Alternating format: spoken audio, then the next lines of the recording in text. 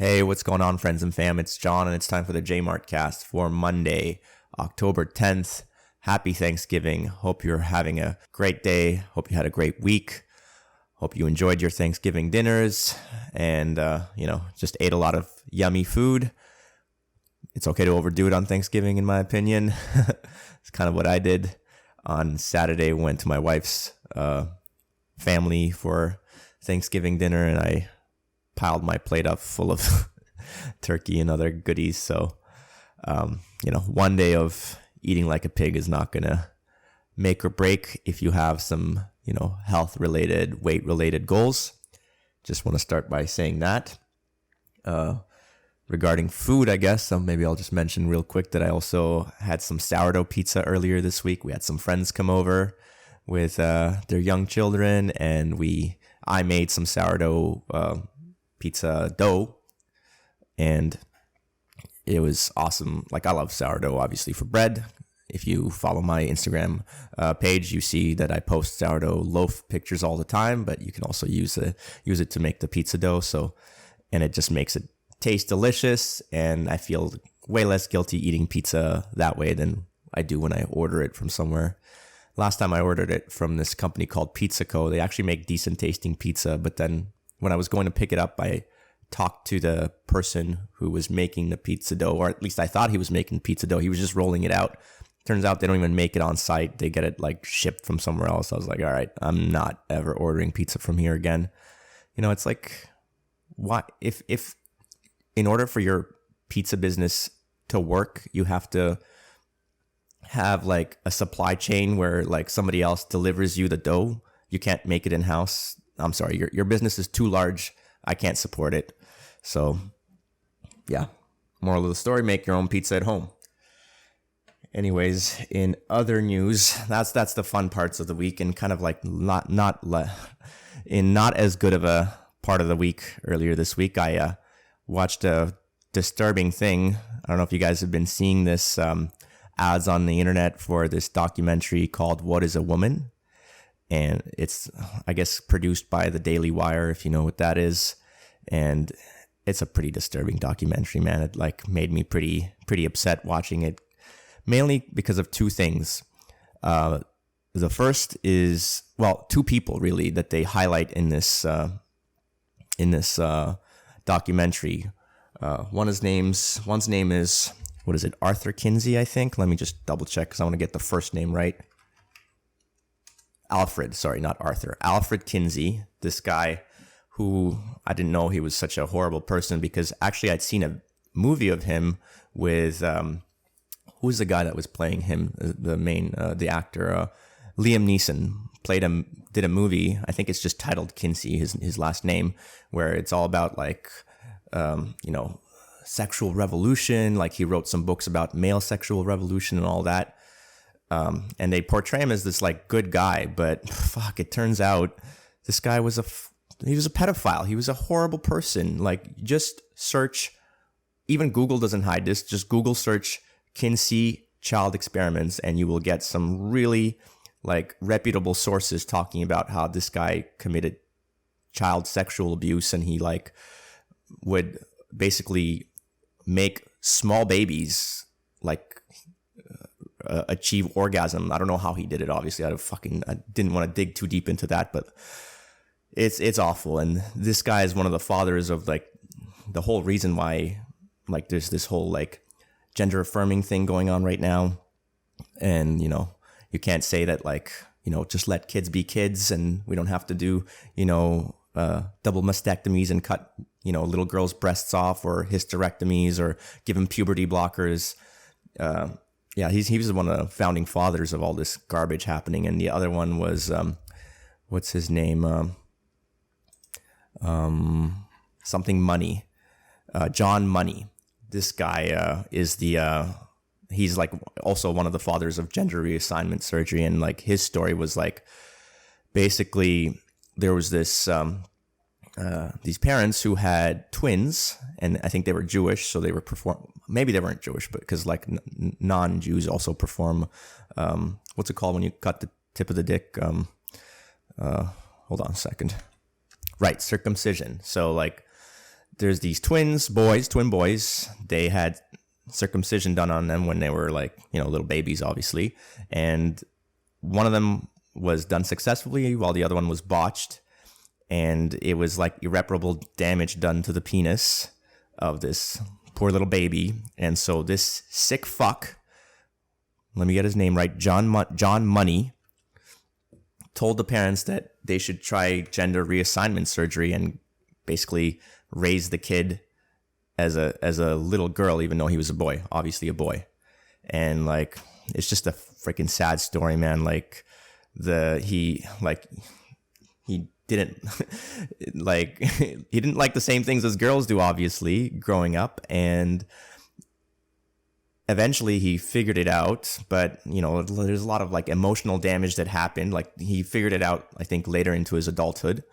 And it just really messed him up and his brother. And so basically his brother, because I guess he really loved his sibling, was so affected by depression that, he died of a drug overdose. And then the guy who was actually had, the botched circumcision, he was so sad that his brother died of an overdose. He committed suicide. So, man, yeah, those two things from that documentary really messed me up in a way where I was like, I can't believe this is happening. And, and these doctors are, current doctors are now, following the work of these two horrible people to quote unquote gender affirm, confused little children who want to mutilate their bodies or take puberty blockers, which by the way, these puberty blockers are not puberty blockers.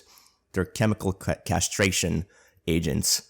They give them to people who are sexual deviants to chemically castrate them to not be, have the drive to, hurt children anymore. And somehow it was decided that this is what you give to young kids to, block puberty or pause it. And the way they pause it is just like, oh, it's just like completely safe. You pause it and you can think about it. And then, if you change your mind, you can just take them off and everything will be fine. And it's like, no, it won't. That's not true. Fuck. Yeah, it was pretty unnerving to watch that documentary. It's, I don't know. I'm at a loss for words. I don't know what to say. I'm just going to move on, to be honest. Oh, yeah. One positive thing earlier this week was that I went to a Bitcoin meetup and met some dudes and dudettes, some boys and girls, men and women who are into Bitcoin. And we just hung out, shot some pool, talked a little bit about what's going on in the world. And it was really nice to talk to people who have an idea of what the hell's going on around them and, share some of the similar views, and we can kind of bounce ideas off of each other. It was really nice. I felt like it was really good for my mental health. It was really nice to make new friends, obviously. And yeah, it was overall a great experience. And then later on, I found out that one of the people who was there, who paid for a lot of the drinks and stuff, obviously I didn't drink because it's sober October, but one of the people who paid for a majority of drinks and food, he paid it with his Shakepay card. And then just by luck of the draw, because Shakepay offers this thing where when you make payments with your card, every once in a while, randomly they'll reimburse you the amount that you paid with. And so he got reimbursed for that payment of drinks and food for the Bitcoin meetup. So it's like the Bitcoin gods shining down on us, letting us know we're on the right path. It's pretty funny. What else? Oh yeah, the big news earlier this week was PayPal. I don't know if you guys saw this, but PayPal made an announcement that they were gonna reserve the right to withdraw money from people's accounts who have a PayPal account. They would withdraw $2,500 from anyone's account if they decided that person was somehow spreading misinformation. So they were going to be the arbiter of truth, and they were going to decide who of their customers is, being righteous and telling the truth, quote unquote, / who is spreading misinformation. And once they decide that you were spreading misinformation, they would basically, if you had that money, I guess, in the account, they would take out $2,500. Can you believe that? So of course there's a huge backlash and people started closing their, PayPal accounts, because why would you keep it open at that point, right? Like, frig, if like at any point by some random reason, somebody else can be just like, oh, you're not telling the truth, we're taking your money. So as soon as that happened, of course, the backlash resulted them in I think in basically one day, saying, oh, that wasn't supposed to be something we released. That's not true. We're not going to do that, blah, blah, blah, going back on their word basically. But, they just got caught, and this is where it's all leading. This is where it's all going. We're going to get to a place where somebody random who, has no right to be the arbiter of truth is going to be deciding what is true and what is not, and, punishing people for, these false claims of misinformation, just most likely because of like they disagree or they don't like somebody. That's going to be the main reason. It's not going to be because people actually, are spreading misinformation. And, if somebody is spreading misinformation, you should be countering it with more dialogue, not by punishing them, by taking their livelihood away. Like, it doesn't make any freaking sense at all. If you need any more, advertisement for why Bitcoin is the future and why you need to move on to a Bitcoin standard, like, there's no better example. Like, no one's going to take your Bitcoin away because they disagree with your opinions. It's just not going to happen. They can't. It's impossible. Can't be done. So there you go. And another reason, another advertisement for why Bitcoin is the future and why you need to have some Bitcoin if you don't have any, is last week I mentioned how Bank of England was buying government debt to prop up their, crappy bonds and to make sure that the, the pension funds don't go bankrupt in the UK. And so they had originally said that they were going to do a small amount, I think like 65 billion. That's a small amount, according to them, of buying of, government bonds. But turns out it wasn't enough. Just like I said last week, they're going to do more. So yeah, they've done more. They continued to do so because they announced, they needed to do some more. I don't know what the reason was, but the reason is just because, like, of course I know the reason. No one else is going to buy it. That's why. They're not the buyer of last resort anymore. They're just like the only buyer. So, that pretty much sums up all the stuff I want to talk about this week. I don't want to talk too much. Oh, no, that's not true. Hold on a second. I had my first Twitter spat. Oh my God, this is hilarious. Let me share this. Let me pull it up and we can talk about this. Hold on a second. All right. This account is on Twitter, is at Coach FHM, and I was following his account because he had, like, I think some decent training advice at some point. So I was like, all right, this is a cool, fitness related account that I'd like to follow because that's one of my interests. And so then I saw this, post from him talking about improving your pull-up game. And he's talking about, people are stuck on just being able to do 1 or 2 pull-ups and they can't do more. So what should you do to, improve your pull-up game? And he gives 3 pieces of advice. The first one is to use bands to help, because the tension from the bands helps pull you up so you can get to the top of you can get up to the bar. So that's nice. Then his second piece of advice was to do pull-up negative. So you jump up to the top of the bar and you, with control, slowly come down. And then last, he said to use the lat pull-down machine. And so, my response to that was that, I think 2 out of those 3 pieces of advice are actually not good. Only the negative pull-ups coming, like jumping up to the top and slowly with control coming back down, is the actual real good way of getting stronger and being able to do more pull-ups. So I responded to the post by saying, skip the bands and the lat pull-down machine. Those will not help get past 1 or 2 reps for pull-ups. Negatives is the way to do so. And I also followed that up by saying, also scapular strength, meaning the strength of the your shoulder blades, or lack thereof actually, is the most common reason that people can't do more than 1 or 2 pull-ups. And then his response was that, can all be utilized. And so far we were like pretty, calm and, cordial with one another. And so because he was nice and cordial, I responded with, depends on your goals. I'm specifically talking about increasing your rep count on pull-ups. Bands and lat pull-down machine will be a time waster if you specifically want to up your rep count to like double digits, to like 10 or more. And then his response is, again, you don't understand the video. This is for people who are struggling to get 1 to 2 reps, as stated in the first couple of seconds of the video. So then I was like, all right, maybe I misunderstood. Let me go back and watch the video. And like, I did not. So then I responded to him, LOL, word for word. And I actually wrote out exactly what he says in the video. He says, a lot of people struggle with doing pull-ups in the gym. They may be stuck on just being able to do 1 or 2 reps. So I did not misunderstand him. And that's what I said. And I said, what I'm saying applies whether you can do 0, 1, or 2 reps of pull-ups. I used to think what you said is true.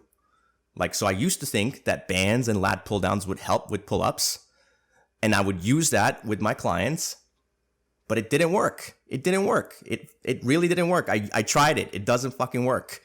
So then I said, until I realized that if you don't address lack of scapular strength, like I already said, so the shoulder blades, how strong the shoulder blades are, and grip strength for that matter, because you need to have strong hands to be able to hold on to the bar for a long time, or else you'll just be able to hold on for 1 or 2 reps. You need to be able to hold on for, all 10 reps. Like nothing will change. Bands just make people feel good about getting up to the bar, which is fine. Like that's fine, but it's not going to do what you're saying it will do. And lat pull down machines are just not the same as pull-ups. They're just not. And then I followed that up by saying I've helped lots of people get their first pull-up, which is actually true. And then I said, but whatever, you do you. Maybe a little bit like pushy, but not really like rude yet. And then that's when all the animosity starts. He goes, you ain't helping nobody. You need to coach yourself. Sure, buddy. And of course he says I need to coach myself. And then he immediately blocks me. And then after blocking me, I know he's going to talk some shit. So you can go on like an incognito mode on like, your Chrome and, go to someone's page and see what they're tweeting about you, even though they got you blocked. So I go in there and I check. And of course, he's got a new tweet that says, you shouldn't be a coach, in quotations, rabbiting shit training advice on the internet when you actually need a coach yourself. Skinny/non-jacked trainers is a massive problem in the industry. Got to pay your dues first.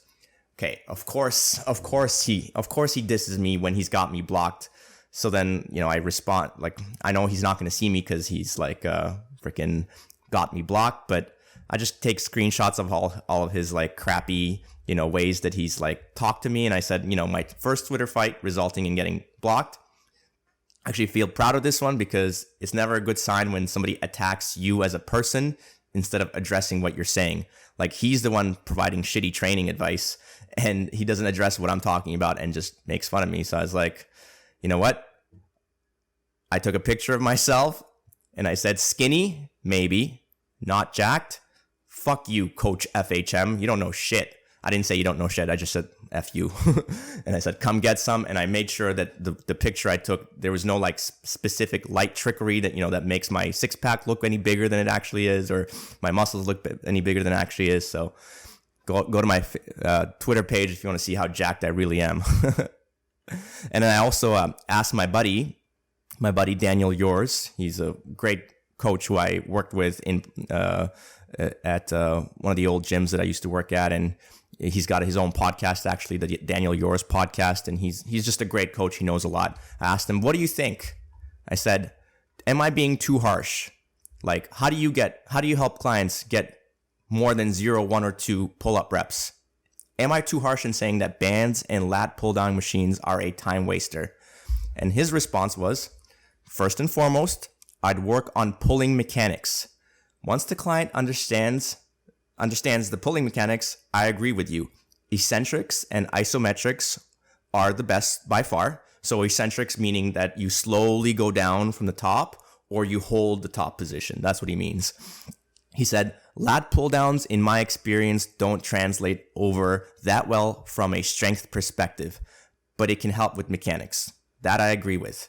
And then he says, once the mechanics are down, very little use for the lat pull down, in my opinion. I've only found bands to be useful to let the client feel what it's supposed to feel like and build some confidence, which is not invaluable. So it's like, we'll use the band once and then never again. And that's what a real coach says. And they actually talk about what I'm talking about. They like provide points to my points. They don't just freaking call names and then block and then call more names. Like what a jerk this Coach FHM is. So if you got Twitter, go on Twitter, find this Coach FHM guy and like tell him how much of a dummy he is. Anyways, that's my Twitter battle with this dum-dum. And then maybe one more thing I'll add to that is that the next day I just checked his page again to see if he'd had unblocked me at all, or to see if like he'd responded to anything I'd posted, and he hadn't, of course, but he had followed up with more dumb posts. And this is the one that I picked out. He says, rolling around on the floor with kettlebells will never get anyone big or strong. It is what it is. And that's just one of the dumbest things someone can say. Like, so I screenshotted that and basically responded with more BS training advice from this guy. And, you know, kettlebells aren't the end all be all of training, but you can definitely get big and very strong using that implement. So anyway, gonna end it there. Moving on to our little Bitcoin update. We are at block height 758,032. Bitcoin price is trading at 19,394 US dollars. One shitty little cuckbuck will buy you 5,156 Satoshis. Remember, Satoshis are the smallest subunit of a Bitcoin. One Bitcoin can be subdivided into 100 million pieces. Each one of those pieces is called a Satoshi. If you want to buy Bitcoin and you're in Canada, you don't mind giving up some personal information such as your name and such, use Shakepay. They have a cool, easy to use app that you can use. I have a referral link available in the description of the video. They recently changed their like little reward. It used to be $30 for like the first $100 you spent. They brought it down to $10. Kind of sucks, but it's better than nothing. If you want to use that, go ahead. If not, don't worry, don't use it. There's other ways to get Bitcoin where you don't have to give up personal information. You can figure out how to do that. What do I want to talk about regarding Bitcoin? You know what? I'm just going to read another excerpt that I thought was really good from this book called the Fiat Standard that I'm reading. It is written by the author Saifedean Ammous, who is also the author of another great Bitcoin book called the Bitcoin Standard. And I kind of like reading parts of this book because what it does, it explains the problem that Bitcoin is solving. Because it's hard to talk about Bitcoin. People get like, you know, lost in all the detail of like the technical aspects of it. It's easier to point out the problem, what the problem is, and then bring in Bitcoin and show how it solves the problem. So gonna go to chapter 7. Again, it's called Fiat Life. That's what I read from last time too. The subheading this time is called Fiat Time Preference. This is what Saifedean says. Money as a technology is heavily intertwined with our time preference, i.e., the degree to which we discount the future. As humans develop the capacity to store economic goods for future use, their ability to provide for their future increases. An economically primitive man can provide for his future self by saving consumption goods for future use. As their degree of economic sophistication increases, humans can develop durable consumption goods that they maintain and use over time. As money develops as a mechanism for conducting trade, it can be saved to transfer economic value in the future, allowing for a more compact and reliable transfer of value across time. The better we are at providing for the future, the more we become aware of it and plan accordingly. Right, this is called saving, right? Like freaking, you don't spend money now, you save it for later so that you can, you know, provide for your future self. It's pretty self-explanatory. But when the money's broken and its value, it's worthless in the future, what the hell do you do, right? Like you got to spend it now. The process of lowering time preference is inextricably linked to money. So when he says lowering time preference, it means like rather than preferring the now, you're preferring the future. It's a little bit confusing in that way, the technical terminology, but that's what it means. Having money allows humans to delay consumption in exchange for something that can hold value well and can be exchanged easily. Without money, delaying consumption and saving would be more difficult because the goods could lose their value over time. You could store grain to grow, but the chance of them ruining before the next season is higher than the chance of gold coin ruining. If you can sell the grain for gold, you're able to exchange it back for grain whenever you need to, and you can use it to purchase something else in the meanwhile. Money naturally increases the expected future value of deferring consumption, compared to a world with no money. This incentivizes future provision. The better the money is at holding on to its value into the future, the more reliably individuals can use this money to provide for their future selves, and the less uncertainty they will have about their future lives. There you go. That's all I'm going to read from the book for today. Like the current money that we have, just regular paper money, or it's not even paper money anymore. Most of the money is just digital money that's written down in like ledgers held by banks, right? That's not something that's scarce. It's not like gold, right? It's like you could just make up more numbers anytime you want to. You just have to trust that bankers don't do that. And of course they do that. I just said the Bank of England just did more of it. So if even at 2% inflation, when the supply of money grows at 2%, even at that low rate of inflation, in 30 years, something like 33 years, half of the purchasing power is gone. How is that fair? How does that make sense? Why should that be allowed? To me, the answer is it doesn't make sense. It's not fair. It shouldn't be allowed. We need a better system. Luckily, I've been able to find Bitcoin. I've been able to research it, understand it, and that's my solution. What else can I say? That's it. Thanks for listening. Hope you had a great week. Happy Thanksgiving again. Go hug your family. And as always, stay active, be grateful. J-Mart out.